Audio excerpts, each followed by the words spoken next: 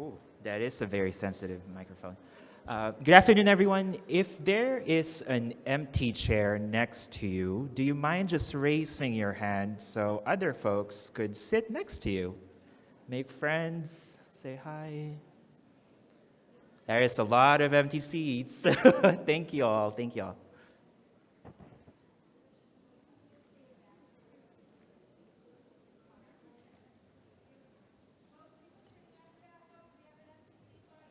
Can we see those beautiful hands up again? Thank you. Thank you. Should have traffic lights.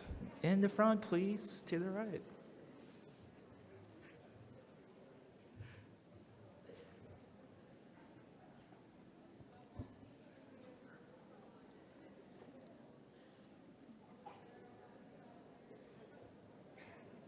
Okay, I think we should be good.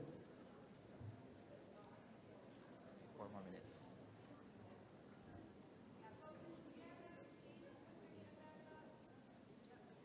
This is just an exercise.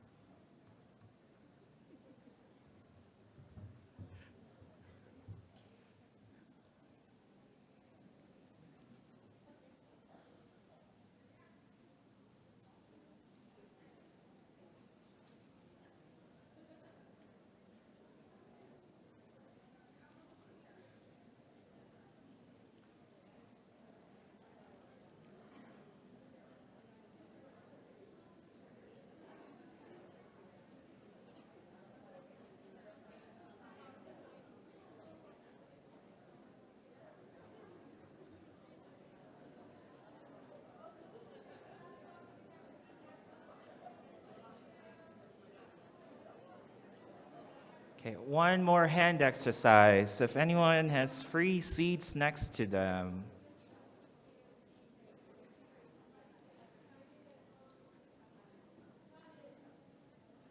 Thank you so much. So for folks coming in, anyone who's raising a hand, basically be their friend.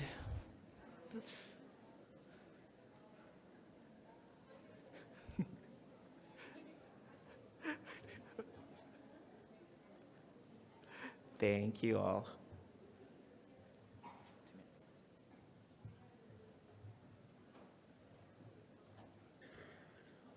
Empty seats. I see a few hands left.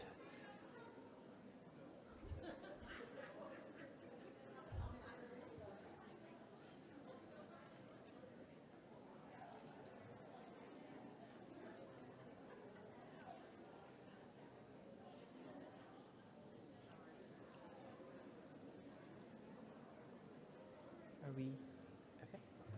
Good. Should we start? Okay, 1 more minute. Oh wow, there's still a lot of people coming.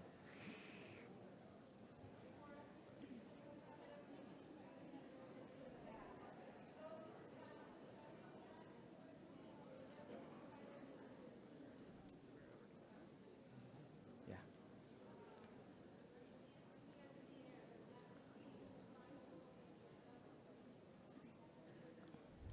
Okay.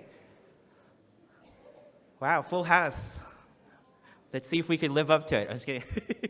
Thank you all for joining us this afternoon.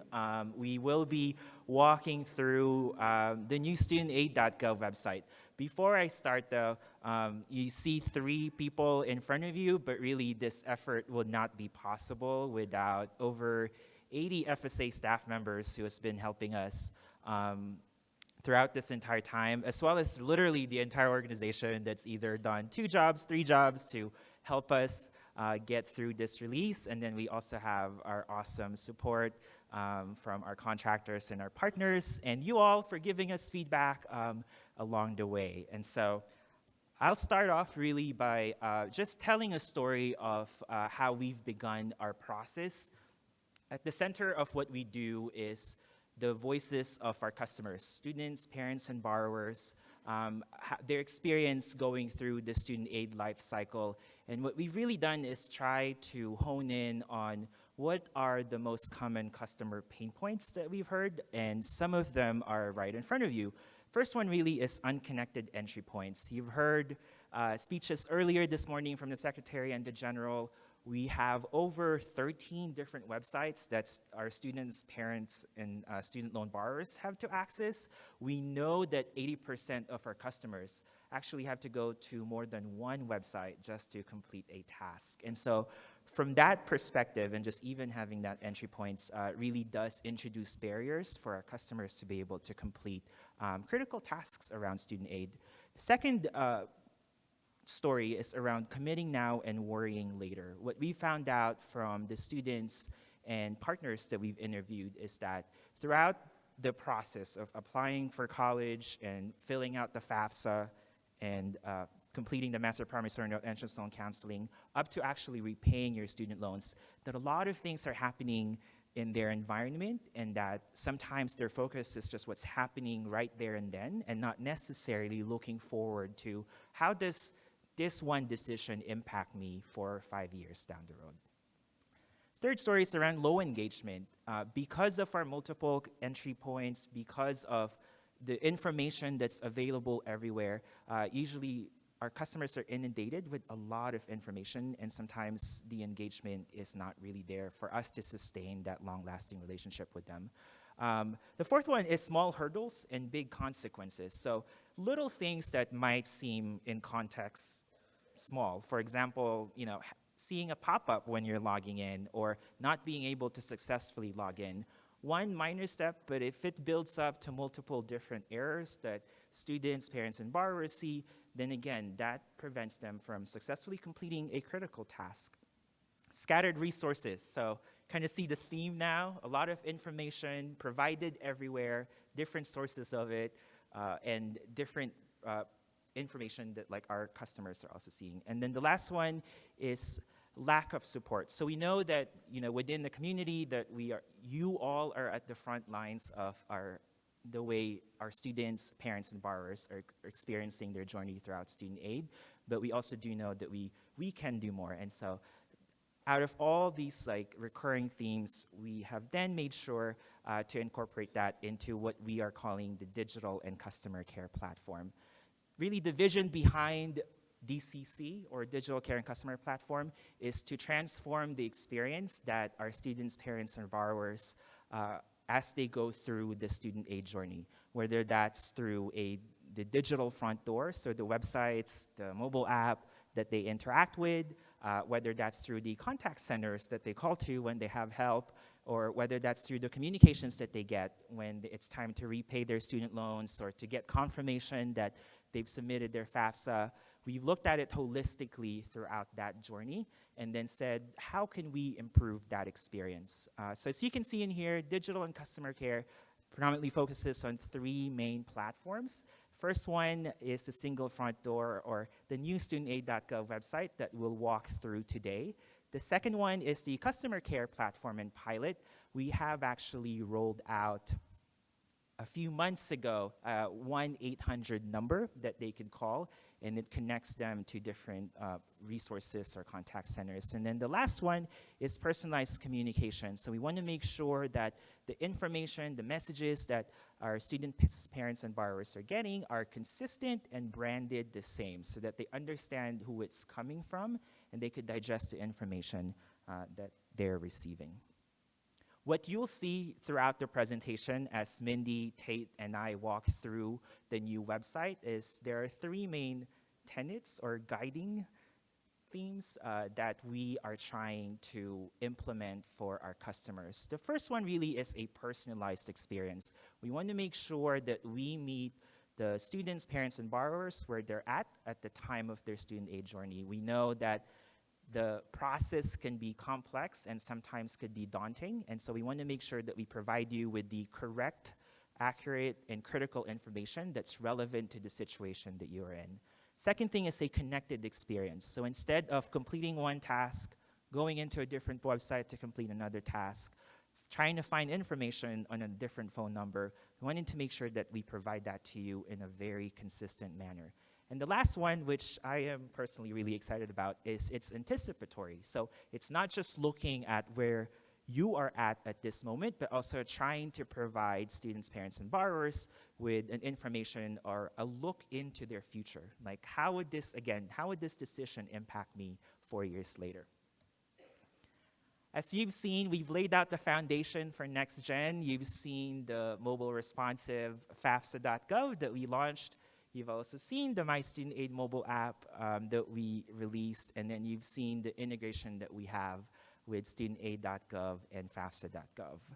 But today, what we're actually going to walk through is really our first step towards implementing a more personalized, connected, and anticipatory experience for our students, parents, and borrowers. And it starts with one website, and that's StudentAid.gov. As what Mindy and will show you all later, StudentAid.gov will basically, on the first release, will consolidate functionalities that our students' parents are going through with studentloans.gov, nslds.ed.gov, and studentaid.ed.gov, as well as an enhanced experience from FSA ID.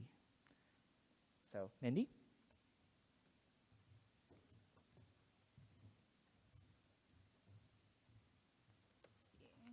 Hi, everyone.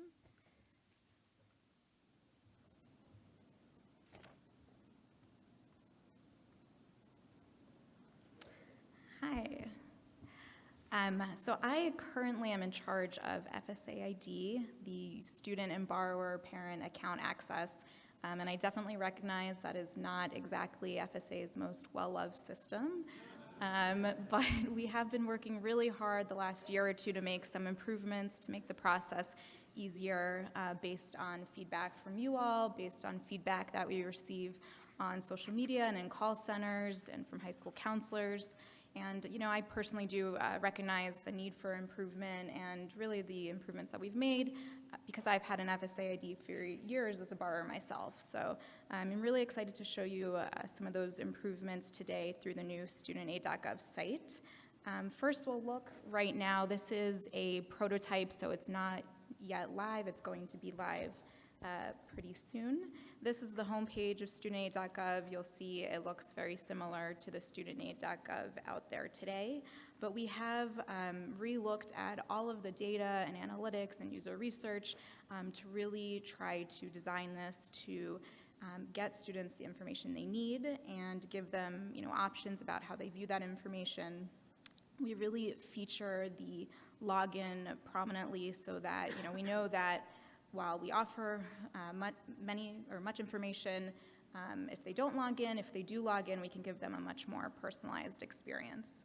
Just to quickly look over the homepage, you'll see that we offer information based on where they are in the student aid life cycle, popular topics and tasks. So now this is, you know, really combining the StudentAid.gov website, studentloans.gov, NSLDS, FSA ID, as we already mentioned. And you'll see announcements based on, you know, whatever we think that they need to know. But let's go back to the account creation process. So we've already mentioned that, you know, improvement number one is really to provide a more connected online experience. So today, you know, a user could log in on multiple websites, and that login may look different. The timeout session may work differently across those websites, but this is going to be one place where they can log in and create an account. However, I will note that many of you may be familiar with the FSAID.ed.gov website that we use today, and that's not going to go away. We are going to keep that up for a while until we've fully incorporated all of our student and parent websites into this site. So really, users will continue to have the option to create an account either on FSAID.ed.gov or to create one right here, and that will be the same account. They'll be able to access all of our sites. So if you do have links from your websites or communication materials that mention FSAID.ed.gov, don't worry about it. And really with all of the sites that we are consolidating, we'll have redirects in place, and so, you know, hopefully when this goes live, nothing will be broken. Everyone will get to where they need to go on the new site. From the header on the website, on almost every page, you can choose to log in or create an account. It's, as I mentioned already, also featured very prominently on the homepage. So let's go ahead and create an account. So this process, or the required fields to create an account, are the same that they are on FSA ID today.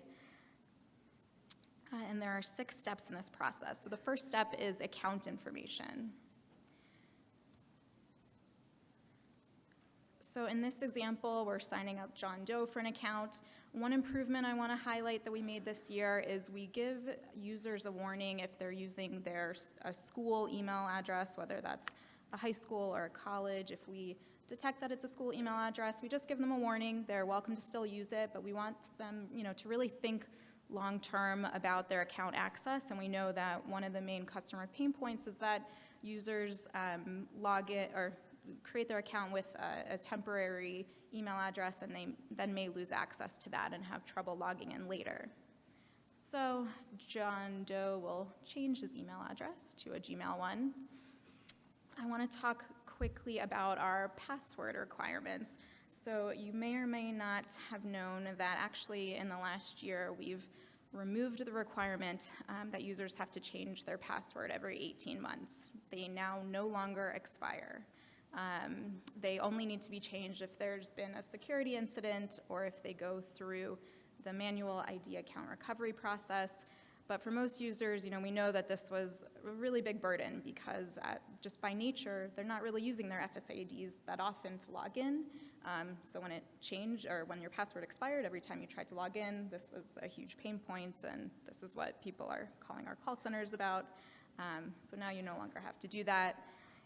And also with the password requirements, you can now choose to add special characters, but you don't have to. So again, just making it a little bit easier, but of course making sure that it is in line with our security guidelines, NIST recommendations. That's always at the very top of our mind. So let's go ahead and continue to step 2 is personal information. This is very similar to what you'll see today. There are tooltips available giving users more information about each field. We want to make sure that they feel helped along the way. Step 3 is contact information. So here a user enters their mailing address. They will choose their language preference. This is English or Spanish as it is today, and if they choose to have their language preference as Spanish, they can actually then view the site content in Spanish, and they can receive their communications from us in Spanish as well. Users will then hopefully add their phone number and opt into mobile phone account recovery. So one of the big changes that we made this year was beginning to require either an email address or a verified mobile phone number on account creation. And we did that because we know that it is really much easier to do account recovery, which is, if you've forgotten your password, your username, or unlocking your account, by getting a secure code sent to your email or phone, than it is by answering challenge questions. So we did want to make this one of those options mandatory. And here we have communication preferences, so a user can choose to receive required communications either by email or postal mail. We hope they'll choose email.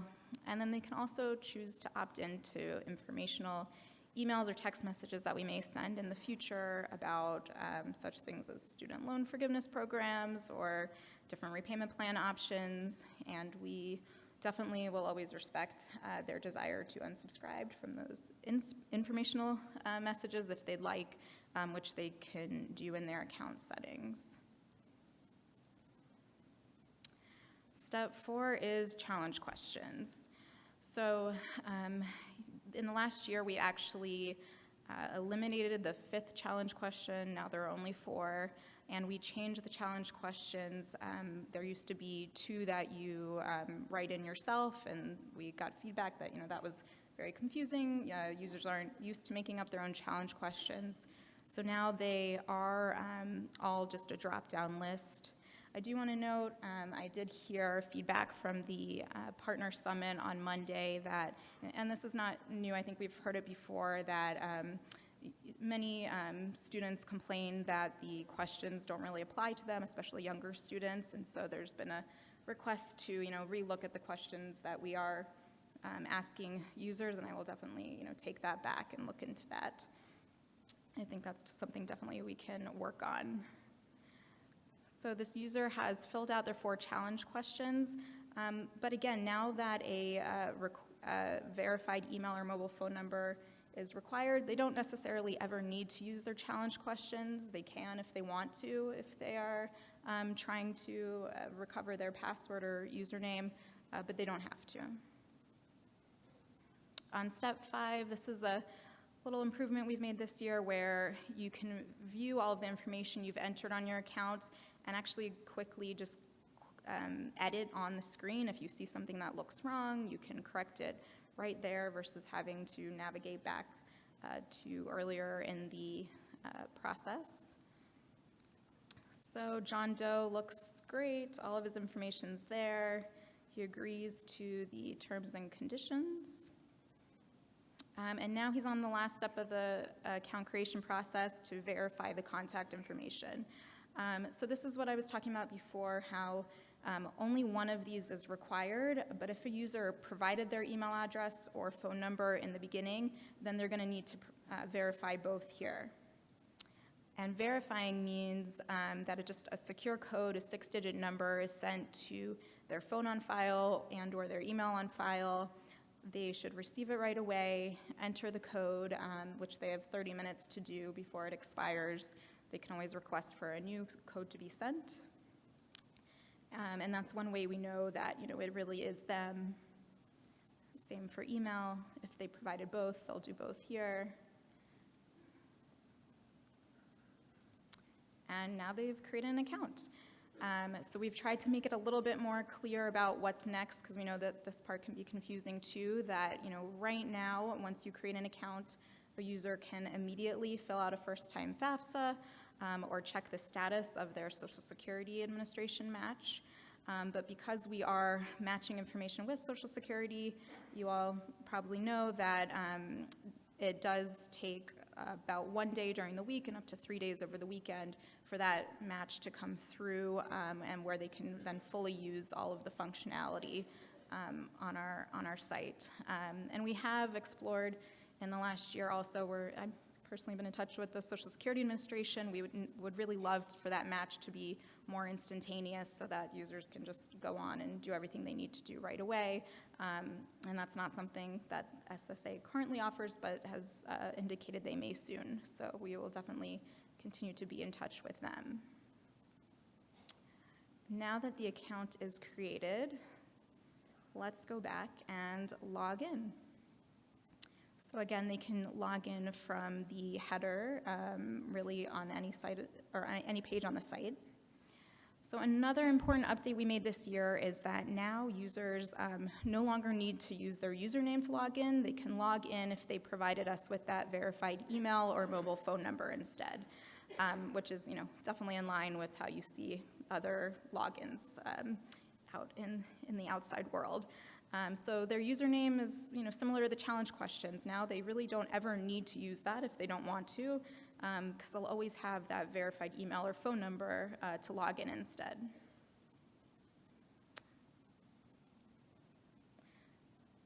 You'll see a little warning and disclaimer.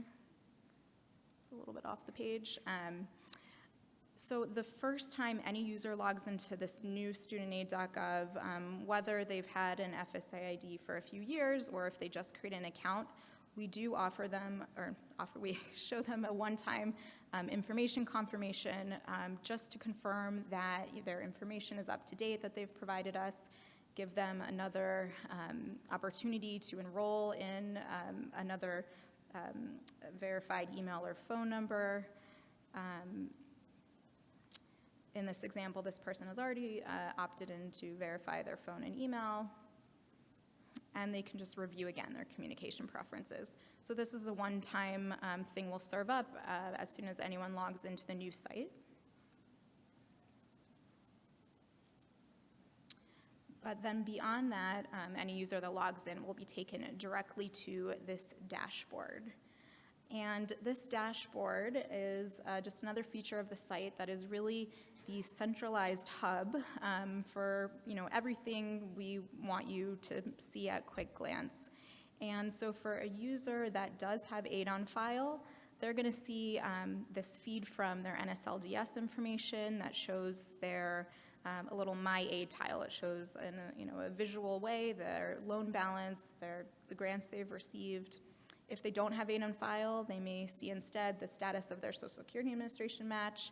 But really this, like most of the website, is really the first iteration of what we're doing, and we're going to continue to really try to make it more personalized and anticipatory as we continue to build it out. And I think KG or Tay, one of them will be going into more detail on My Aid and also make a payment. But just to show here quickly, we do know that users come to our site expecting to be able to make a payment on their loans. And so in this example, we're doing a pilot where actually Great Lakes and Nelnet borrowers are going to be able to make a payment directly on the site in the near term. In this example, this user has loans from another servicer, so we'll provide a link out to their website until they're fully incorporated into this site. Also on the dashboard, there's a My Checklist feature where we just provide important links based on where a user is in the financial aid process. And then we have additional tiles on the right featuring some of those tools we want to lead them to. So again, this is the first iteration. We're going to continue to make this even more personalized based on what we know about you and what we hope to provide you to really get you where you need to go. And I do just want to point out quickly that a user can always go back to their settings to update any of their account information at any point. With that, I will turn it over to KG to keep showing you some more of the site. Thank you, Mindy. I will go over now the aid summary. So part of our goal with aid summary is to make sure that we provide contextualized information for our students, parents, and borrowers. As you'll see in here, we've pulled information from the NSLDS Student Access website and grouped them into digestible pieces so that we're presenting them with critical information that they have to know and also make it a teaching moment for them. Once this is launched, the NSLDS Student Access website will actually be decommissioned, and so anyone who wants to view information about their student aid history can now go to the studentaid.gov website. I know that for you all, there is a financial aid professional access website with a view student link. For the first release, you will still see the current view student interface. We are working towards a solution so that you could also see this, but we wanted to make sure to keep that link active so you still have at least that information available to you. The first improvement that we've made in here is that we really wanted to visualize and provide the critical information around student loans. So you'll see in here your total balance divided by or organized according to the principal and the interest. We also have helpful links in here based on analytics and what we found out that our students or our customers are going to the website to look for. We also have a repayment progress. That's one of the questions that we always get. It's like, how far along am I on the repayment? And my repayment of the student loans. And you'll see in here a bar graph of how much have they paid off versus their balance. And we've tried to organize and compartmentalize information so that it's manageable. So instead of just seeing all this data about your student loan history, actually allow you to be able to process it a bit better. So in this case, we've divided it into different loan types and presented you with a visualization in that. If you want more information about each of those loans, we do have a loan breakdown that's divided or grouped according to your student loan servicer. Similar to what we've done throughout the website, again, the information that we're presenting in here is hopefully what would be critical for you to make decisions around your student loan. So for example, the loan status, the repayment plan, and the interest rate. If you want to make a payment, to what Mindy pointed out, and as what Tate will go through later, we also do provide that in here. In addition to student loans, we also have a breakdown of your grants. So similar to what we've done with the loans, we've divided it into the grants that you've received and included a tracker so you could track your Pell lifetime eligibility.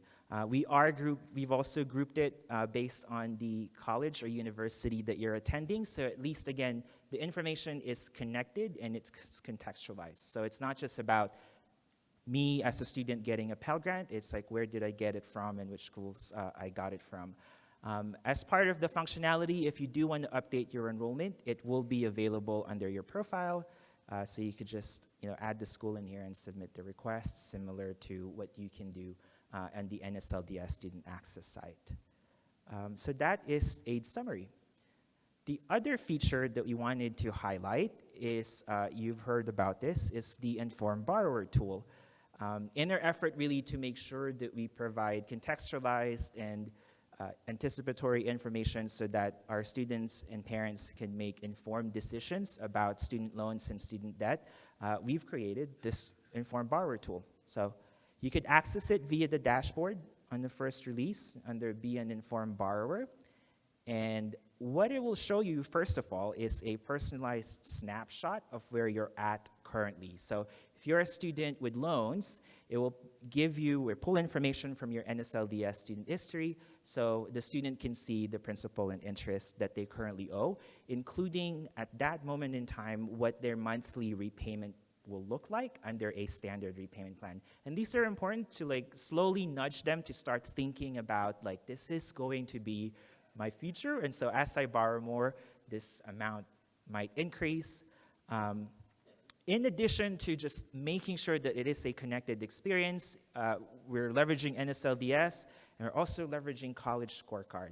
This, in a way, provides that looking into the future story. So you could select your state and your school name, and it will present you with information about the average debt and the monthly loan payment for the specific institution that you select. As you can see in here, this is based on institutional data. College Scorecard is moving towards program level information. We are working towards making sure that we could display that program level information. And if you want to see what that will look like, I highly encourage each of you to check out the Next Gen Exploration Corner, and you'll be able to see some of our prototypes in there. So we've had NSLDS, we've had College Scorecard.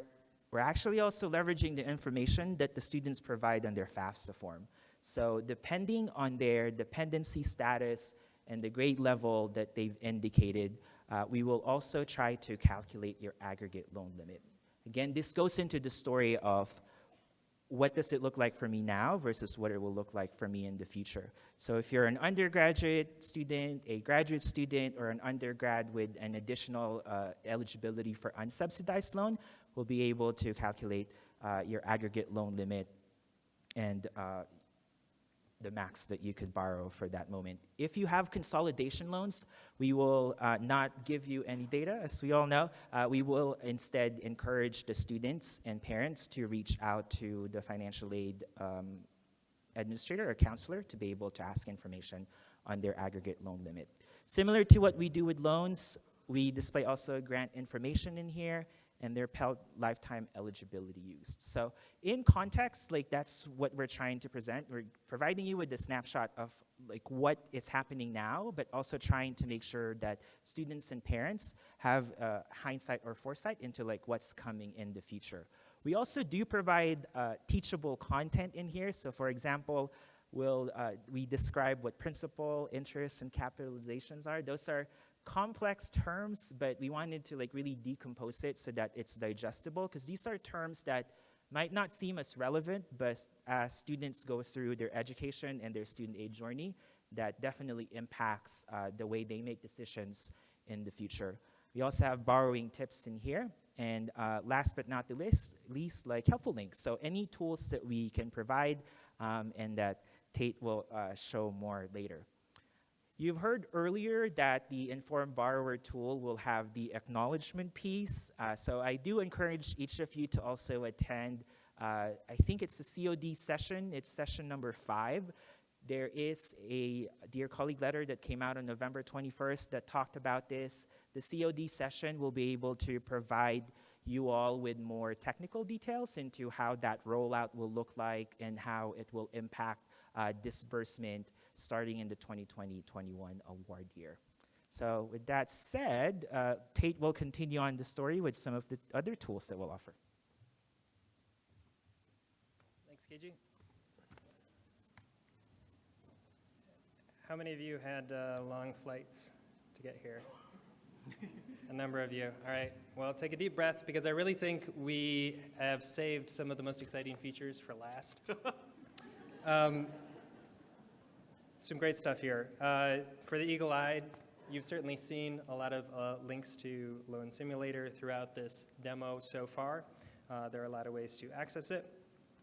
Here from one of the cards in the dashboard to the footer and other areas. And I think there's a really good reason for that. There's a reason that we have the Loan Simulator here. It's because it's a new feature that will be available soon in beta that was really made to address a number of our customers' biggest pain points. And I'm really glad that NextGen isn't just incremental improvements, although those are wonderful and super important. It's not just education, but it's reimagining many aspects of the student aid life cycle. And this is one of them. So let's take a look. The Loan Simulator, the first part of it will be talking about the best repayment strategy for users. Now, I probably don't need to tell anyone in this room right now that repayment plans are complicated. With 8 different plans and over 30 different permutations within those plans, it's no surprise that repayment options are the #1 reason for calls to servicers and FSA, accounting for something like 10 million calls annually. So we know this is an important activity for our users, and that's why we focused on it first. You will see, however, that there are additional features to the Loan Simulator that are coming soon. Again, this is part of our iterative approach. We're really trying to, rather than rare monolithic releases, we want to get features that are valuable to our users out quickly. We want to make sure that they provide good value to them, that they're effective, and that they're useful and being used. So we're starting with repayment strategy here. And other features will be coming soon after. You'll also note, of course, that we'll be going here, I should have mentioned, in a authenticated flow. So we know who this John Doe is here. But users will be able to use the Loan Simulator in an unauthenticated manner as well. They don't have to log in, but they would then, of course, have to manually enter in the additional information that we need from them.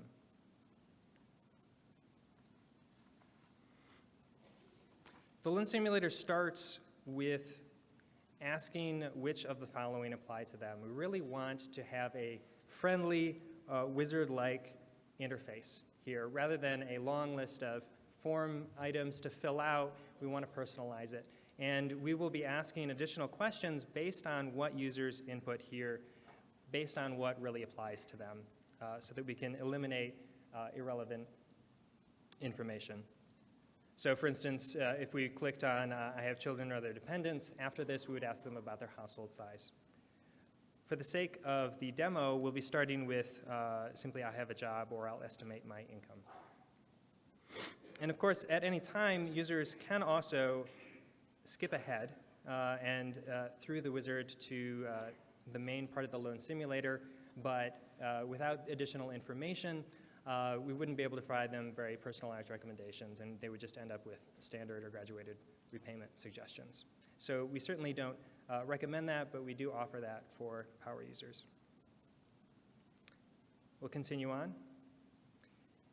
These questions are based on the selection that we just made. And this illustrates really a couple things we're trying to do to continue to make this a user-friendly and painless process. For users who don't know what their salary is or who maybe don't have a job yet, that can be a difficult thing to estimate. So we allow them to, using college scorecard information, get the average salary after graduation for that particular school and use that in the estimate. In addition, when there are data elements that we would recommend that they use, for instance, census data says that the national average income growth rate is about 2%, we pre-fill that so that users don't even have to think about it. They can just continue on. But if users want to change that, if they feel like, no, I'm definitely going to be one of those 6%ers, they can go ahead and do that.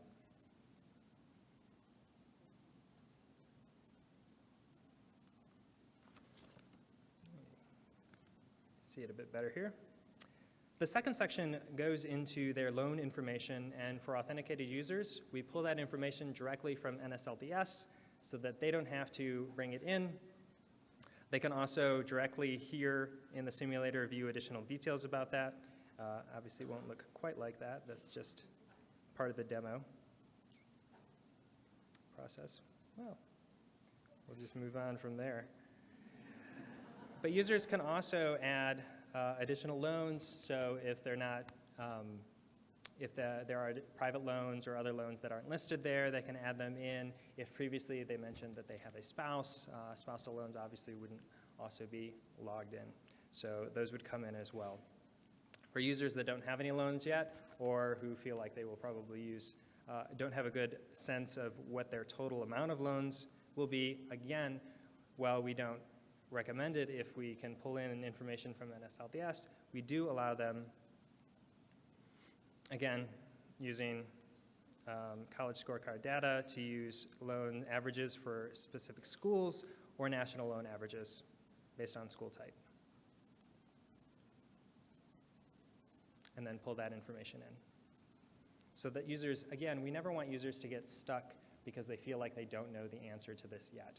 We really want to push them all the way through this process so they can make active decisions based on the best information for them. We know that PSLF is highly sought after, but of course, we also know that only about 1% of applicants have been granted full forgiveness at this point. One of the reasons why applicants are often rejected is because they don't work for a qualifying organization. So again, as in with FSA ID and login for when users input a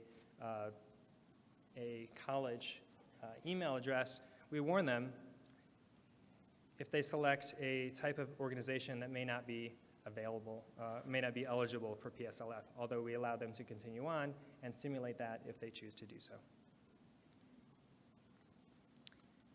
Finally, before we get to the main section of the loan simulator, we ask about their primary repayment goals. And we really think this is important, and this exemplifies the fact that no one repayment strategy is necessarily the best for every person.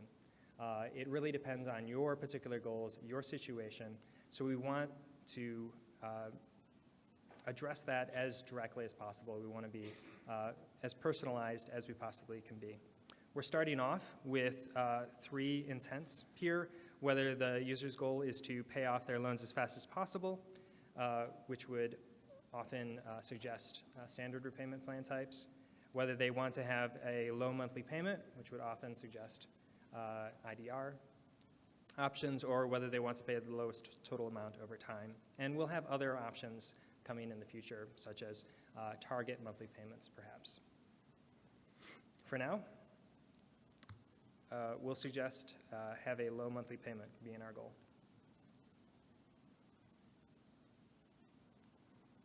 And now we come to the main section after the wizard. And what you can see, first of all, here is that most prominently, we suggest one plan for them based on the information they provided. We know that previously with the repayment estimator, we allowed customers to see what their payment would be on each plan, but we left it up to them to weed through and choose the best option for them. And we know that that is often overwhelming and paralyzing for users when there are so many complicating factors. So we really want to bring people our best estimate at what would be useful to them so they can actually act on that information. We really want users to feel empowered to act, to improve their situation, and to choose the best plan for them. In addition here, users can change all of the information that they inputted throughout the wizard process, and they can see how changes here will affect the results and what we recommend for them. So they can continue to play with different scenarios. They can change it directly, change the loan information or their repayment goals. And if at any point they feel like they don't have a full understanding of a particular field, they can always also go back to the guided wizard-like interface right from here and be provided with additional tooltips and suggestions and guidance and help along the way. For users who are interested in the recommendation, they can view details directly here, including how payments change, monthly payments change over time, particular advantages and disadvantages of the repayment plan, and eligibility requirements. And again, you can see in multiple places we allow users to directly act on that information. So right from here, they can seamlessly go through, talking about a connected experience, and they can start applying to change those plans. For users who want to think about other plans, we also allow them here to compare up to 3 plans at once on the same screen to see how the monthly payment amount might change over time depending on the plan, and to compare the monthly payments, the total amount that would be paid, how much would be forgiven for PSLF, and other pertinent information.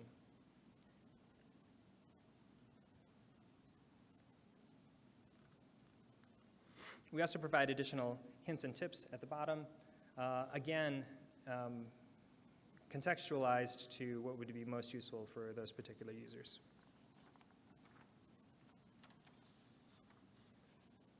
It should also be noted that while we don't have it in the demo right here at the moment, loan consolidation is also something that wasn't previously available in the repayment estimator, but can be simulated here in the loan simulator.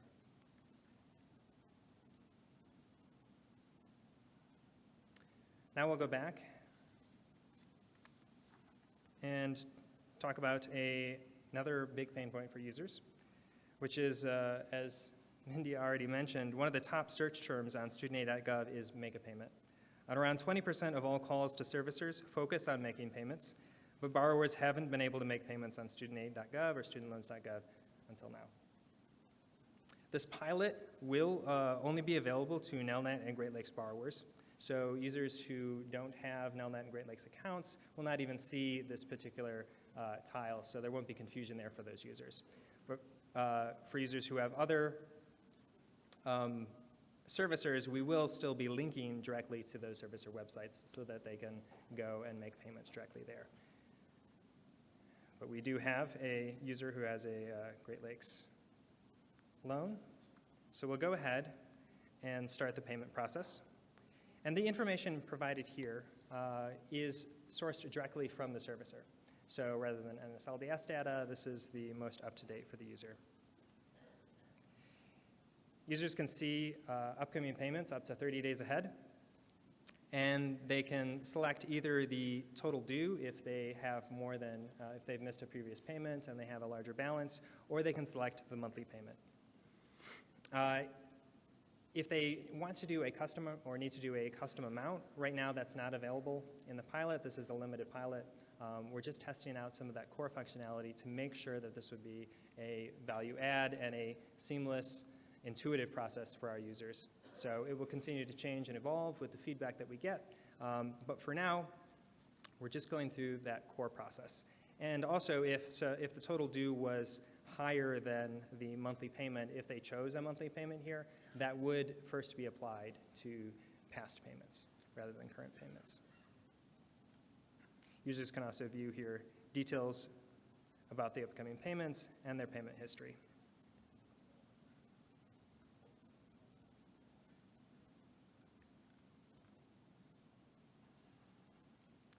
Here we'll select total due.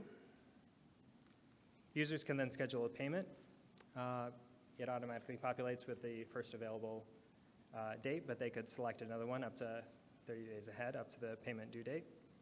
And we also automatically bring in, if the user already has an account saved, a bank account saved with their servicer, we bring that in so that they don't have to input that information. They can simply select it. If the user doesn't already have a bank account saved or they want to use a different one, they can enter that information here. However, that would not be saved during the pilot process. So that would just be for a one-time payment. In addition, auto payments can't be selected here at this time.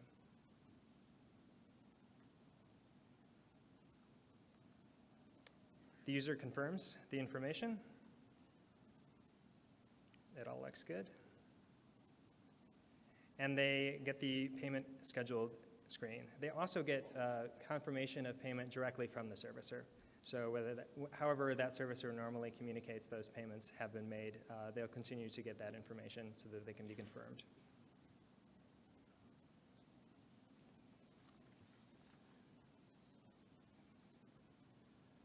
All right, and they've successfully made that payment. Now I will turn it back to KG. Thank you, Tate. So we've walked through some of the features that will be available on the new StudentAid.gov website. And just to contextualize that for everyone, these features will be released in iteration. And I'm looking at people in the front. So in winter of 2020, we will actually have the new StudentAid.gov website, enhanced FSA ID, and customer dashboard. And then following in the spring, winter of 2019. Let me correct that. So not a year from now. And then in spring of 2020, we will have the Informed Borrower Tools, Aid Summary, Loan Simulator, and Make a Payment feature available to our customers. These are just actually a sampling of some of the features that we've enabled. There are many more that we wish we have more time to go through, but we hope that you all are as excited as we are into delivering this and getting it out there for our students, parents, and borrowers to see. So we'll open it up now for questions. And then just to let you all know, even if we look like we're not, there's 2 microphones in there. If you could fall in line. There will be folks who are taking notes in the front. So if you have any questions that we can answer now, feel free to also check out the Resource Center.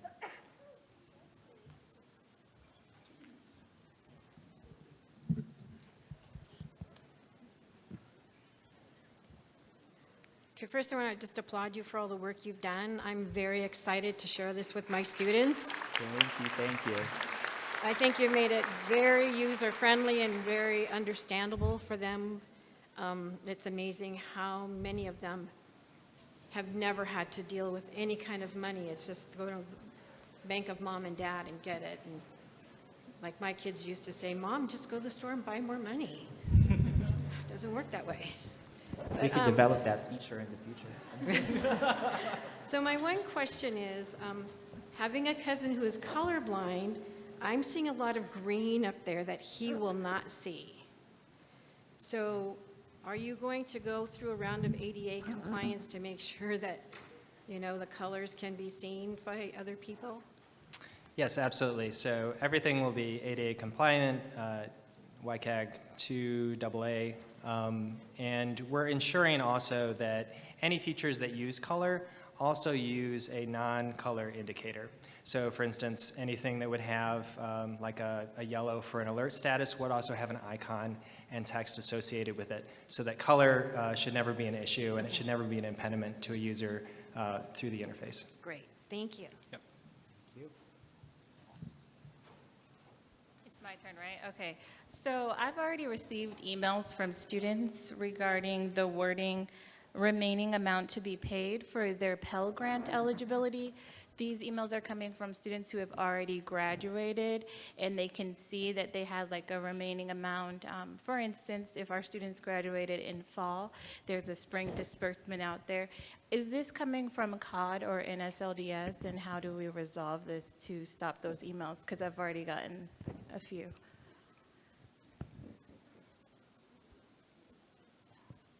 Yeah, we'll get back to that question, but I think it is coming from COD in terms of the eligibility itself. Okay. And I think Okay. just one more thing. You said once this is launched, the students won't have access to nslds.ed.gov, right? Okay, thank you. That is correct. So once the Informed Borrower tool or the aid summary feature is launched in spring of 2020, we will have plans. We are planning to decommission the student access site, and we'll make sure to communicate that as we move forward to our partners and to you all on when that will happen. However, like as what Mindy mentioned earlier, even if, for example, the website has already been decommissioned, if someone types in nslds.ed.gov/SA, we have what we call redirects in place that will make sure that then they get to the proper location. So in this Okay. case, the new StudentAid.gov website, so they'll never be lost. Okay, great. Thank you. I noticed the snapshot for the loan information that's, say, authenticated and is coming directly from NSLDS. Will that also be designed to give loan default information to students that have loans in default and look at those, who's the servicer and maybe That's correct. options? Yep, that will be Okay. there as well. Hi, I'm Sarah from the Dalles, Oregon, and I was curious if you were going to have SULA information on there as well. Yes, unfortunately, I might have glanced through that. So if you look at, let me see if I could come back. On the aid summary on view details, we will actually have the subsidized there it is. usage in here. If you want to see what this will look like, so I encourage you to go to the Resource Center, but that information will be presented to our customers. Perfect, thank you. Yep. Hi, so I have a couple questions. I apologize in advance. You said that the loan information is being taken from NSLDS. So is that going to include pending loan payments included in their total owed already? Yes, that's correct. Yep, that will include it. Okay, there's not going to be any distinguishing between that on that website? That's a good question. Well, yeah, that's a good All right. feedback. No. There's a suggestion. Second thing, is there any sort of conversation around the loan simulator becoming more of a entrance-exit requirement? Because it's far more helpful than what you guys currently have. Just totally serious. So what I can say is that as we look through all the features that exist on the website, we have definitely had conversations on how to improve the MPN and entrance loan counseling process. And so the things that you see in here, or the themes that you see in here, we also want to implement in the MPN and loan counseling. Those are changes that we plan in the future, but appreciate the feedback. And I will make sure to always bring that up. Sounds good. My last two things. The first one is number of times in here, and not just you guys, but the general over in the general session, he also mentioned that the information included on the informed borrower information is going to be coming from the scorecard using average loan amounts. The scorecard uses median loan amounts, which are very different. What is the truth? Yeah, that is correct. So we will be pulling from NSLDS and the median information. We are trying to switch and align ourselves with the program level information. Okay. So we'll make sure to clarify that. So it for will be median. our customers. Okay. Last thing, with the paying of the student loans, students who pay on there cannot do the auto debit, you said. They're going to lose that 0.25% reduction in their interest rate. I feel like there needs to be a warning on there because that doesn't seem quite ethical to let them do that and lose it. I appreciate that feedback. We'll take that. Thank you. Thank you.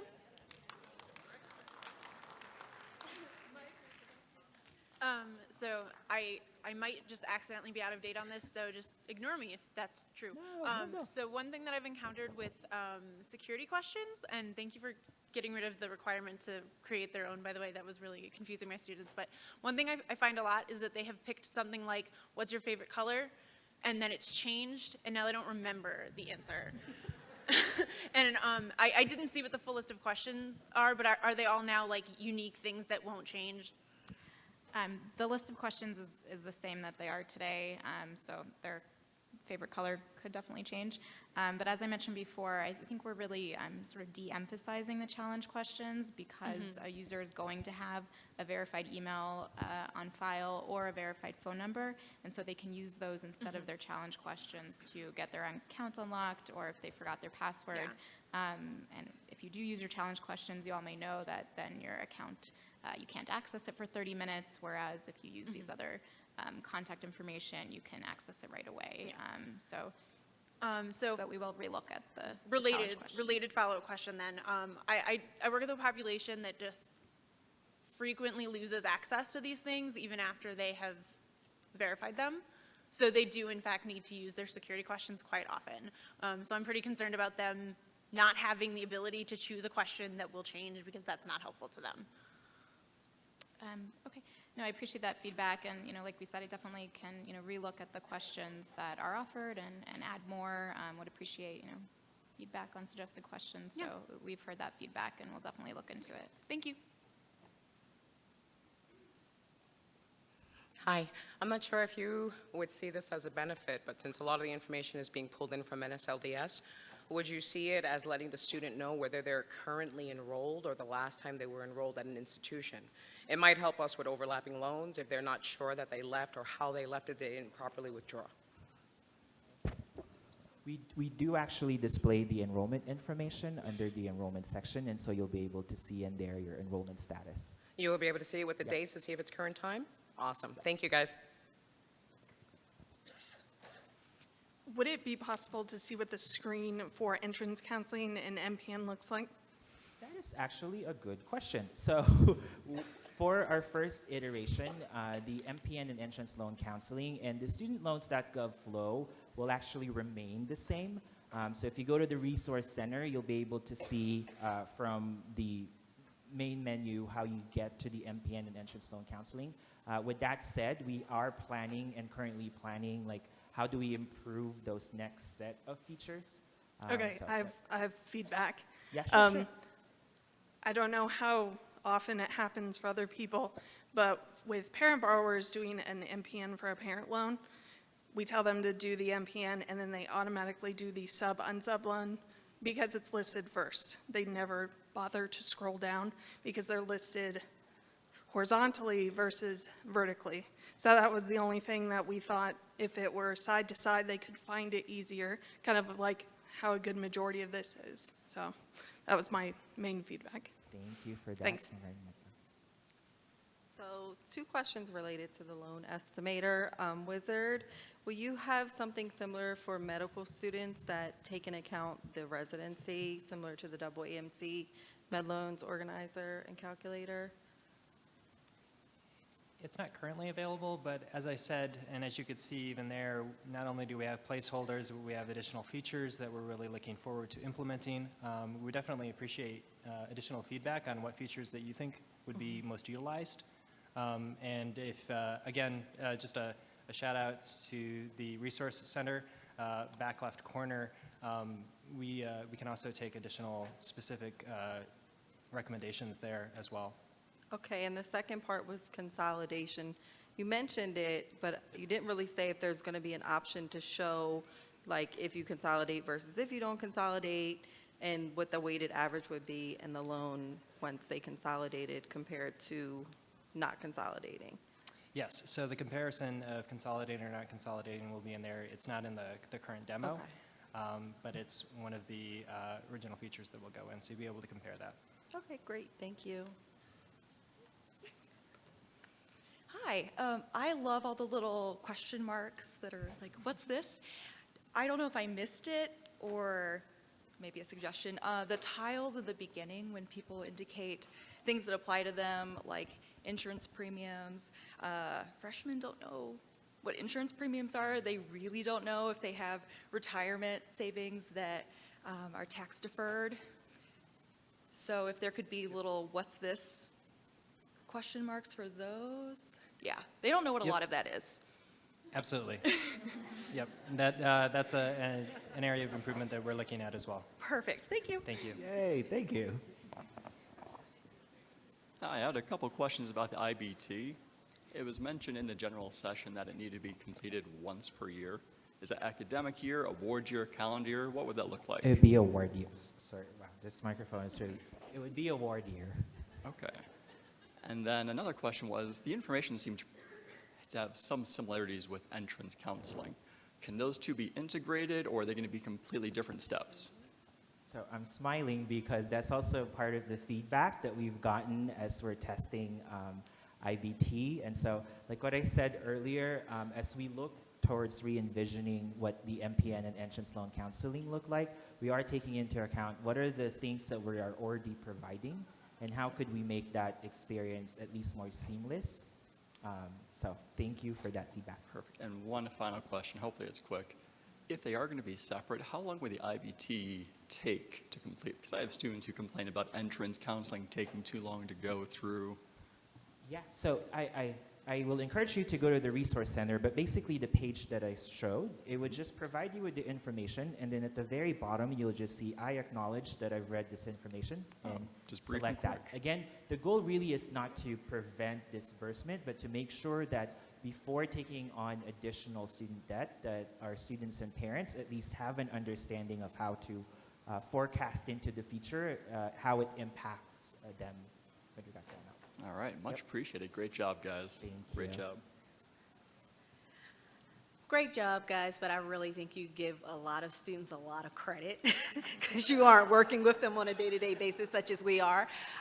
With that being said, just a little bit of feedback. I'm the student, I'm the parent. Most of the time, I'm the student is the parent, and I'm the parent is the parent. With that being said, if there would be something whereas there's a hyperlink when they are creating their FSA user ID, putting in their email address and their telephone number to make sure that the parent who is actually supposed to be filling out the parent's information, but they're filling out the student's information, puts in the student's information, which is why the challenge questions probably shouldn't go away, because you would be surprised of how many phone calls we have to make to have that information switched. Most of the time, the parents put in their information, and when you have the students sitting in your office doing FAFSA renewal, they have absolutely no idea where they were born because it's the parents' information versus the students. So if you can put a hyperlink or a caution sign, something flashing saying, if you are the parent, please put in the student's information instead of your own, that would be great for us. We really appreciate that feedback and recognize it too. We already are working on, we showed you release 1.0, but there's a future release on the way that helps clarify the parent and student information, and we'll continue to look at that, so thank you. Sorry about that. Also, one other thing, I know with the entrance counseling for our schools, we use Career One Stop. I see a lot of things on here geared towards regular nonprofit schools, not so much for-profit. So when you are doing that integration with the entrance counseling, as far as how much student loan they're going to come out with or how much income they're going to make as a first-time person in the working environment, if you can combine that information together, that would be great. Just a quick question on the custom amount feature that you all are working at. It would be great to allow students to make prepayments during their grace period or during any period of time that they have loans, because a lot of them with the capitalized interest that is accruing, to help them out to be able to pay that on a monthly basis so it doesn't accrue at the end and create an enormous amount of principal balance. Absolutely, and even during the pilot, customers will be able to make payments in grace. All right, great, thank you. Yep. Hello. I just have some general feedback about the security code when they're trying to verify their phone and email. That can take up to 10 minutes, so I don't know if that process is becoming a little more instantaneously, because what happens with us is they sit there and they wait and they say, oh, I never got it, and they push it again, and then they push it 5 more times, and then they try to put in the first security code that they get, and that doesn't work, so it's just a nightmare. Yes, I've definitely been hearing feedback that some people are having issues getting their secure code. It should be instantaneous. We are definitely monitoring it, and if you are experiencing those issues, definitely would love to get more information, and we'll keep looking into it. Okay. And then I know you said if they're putting in their phone and their email, it does make them verify both, and maybe if they are experience that issue with getting the secure code on one, maybe have an option to say, I want to just remove this for now, instead of making them do both because they put them both in. That's a good suggestion. Thank you. And then I also wanted to ask, what does the transition to the FAFSA look like? So they've created their FSA ID. Can you kind of, I think I saw something to that, but didn't really see. Oh, we did not link it in here, so I would recommend, again, you check out the Resource Center. We will have basically a landing page in there. So with the FAFSA, because we are not, once this is released on winter, we haven't integrated FAFSA yet, so we'll just have a landing page that will show you, are you a new user, are you a returning user, and then you just basically log in from there. Unfortunately, students and their parents would have to log in again. But at the very least, like the information, the starting point could be studentaid.gov. Okay, thank you. I think it's this page, if you could just scroll up a little bit, where it shows loans and grants. Oh. Yes, okay, when they're in the loans, could you put something in there that says you must pay this back? And then under grants, you don't have to pay this back. Okay, so that they're not confused going, okay, does this mean I owe $14,000 in this example, or I owe $10,000? That is, thank you. Nope, that is Okay. a good question. Yep. And I realize there could be issues with Pell overpayment, repayment back, but that's your problem, not mine. Second, on the simulator where they could add additional loans, is that something that could be saved so that if they go back later and want to add, they don't have to re-enter that information again, especially if you're dealing with like unmarried and now married, or getting second year or third year alternative loans? Yes, it's definitely a feature that we think could be very useful. So it's on the backlog that we're looking into, but it's not for the initial release. Okay, thank you. I didn't see anything where a student can file a deferment or a forbearance. Is there going to be a link for that somewhere on the dashboard? So many good questions. So deferment, and because these are actually feedback that we're getting from students as well. So deferment and forbearance is part of our larger roadmap.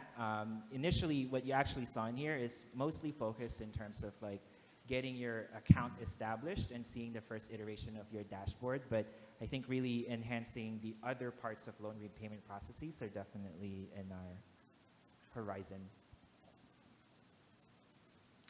Okay, this might be more of a policy question, and if so, you can point me towards Ask If Ed if you need to, but figured I'd ask it here since it came up earlier. My question has to do with the Informed Borrower tool and the requirement, thank you for clarifying earlier, that it needs to be completed once per award year. Of course, direct loans are dispersed based on academic year, which oftentimes is not necessarily going to line up with the award year. So my question has to do with when the borrower would need to complete that. Any number of possible commutations could come up if you have non-standard programs. So I'm going to think of the most standard example I can off the top of my head. Say you have a semester-based program, traditional semester, standard terms. The school uses a borrower-based academic year as they can. So let's say the student over 2 calendar years, their pattern's going to be fall, spring, fall, spring, summer, fall, spring, summer. So 3 loans over that time. When does the borrower need to complete the borrower tool the second time? They need to complete it once at the outset. They need to complete it a second time for the second award year, but would that be at the time of the second loan, first disbursement, which would be summer, which is technically, let's say the disbursement's before July 1st, that could still be part of the same award year? Do they get it, or do they do it before the fall disbursement of loan 2? Or do they do it before before the spring disbursement, which would actually be loan 3? No, that's a good question. So if we could just, after, like, take your name down, I don't want to give I don't want to give you incorrect information, and so I just want to make sure that we actually take that down, because I know there were conversations around what the actual quote-unquote requirement will be in terms of when they have to do it, and so great. I appreciate that. Thank you. All right, two questions. It was asked earlier about merging this process with the entrance counseling process. Out of curiosity, has the detail of this, has it been or is it going to also be shared with the state agencies so that the conversations can start with eliminating the annual student debt letters that some of our states require? That's an interesting feedback. I'll be honest, we actually haven't necessarily gone that far in terms of engagement and looking into potential ways that we could impact other processes, but I do encourage you to maybe bring that up on the open forum so other folks could hear that, but we'll definitely take that as feedback. Perfect. And then second question, my university predominantly deals with doctoral level students. So when they go to this site to look at their ag limits, will it recognize Hill loan limit ag limits or just the generic ag limits? It will be the generic. Right now, in the first iteration, it would be the graduate student loan limit, Okay. but we are hoping to improve that in the future. Perfect. Thank you. I have one quick question. Oh, sure. Hi.